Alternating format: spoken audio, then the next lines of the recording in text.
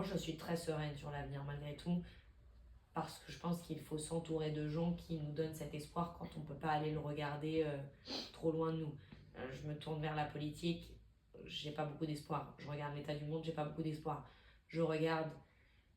euh, l'assistante médico-administrative qui accueille les patients de la maison des femmes, j'ai beaucoup d'espoir et je me dis que voilà, si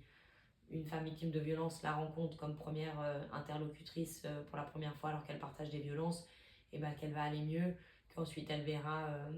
la sage-femme qui est géniale et que ça ira mieux, elle verra le médecin et ça ira mieux. Donc je pense que c'est de regarder très proche autour de soi de gens qui font des trucs géniaux comme ce podcast où aussi on se dit bah voilà, il y a des gens qui ont envie de donner de l'espoir et que de se concentrer sur ce qu'il y a autour de nous, ça change beaucoup la donne. Il y a euh, une phrase, mais je vais mal la faire, donc une expression de Mère Teresa, je crois, qui dit que si on veut changer le monde, il faut rentrer chez soi et aimer sa famille. Et je pense que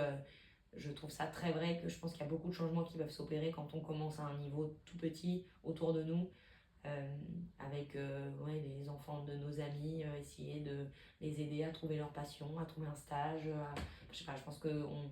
du coup on récupère cette sensation de contrôle qui nous échappe quand on regarde l'état du monde parce qu'on se dit ok bah ça moi je peux le contrôler, je peux faire en sorte que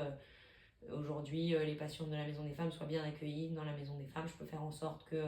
ma copine qui galère, bah, je peux l'aider elle, donc ça, on se redonne espoir en regardant au plus près de chez nous et je pense que c'est comme ça qu'on va de l'avant.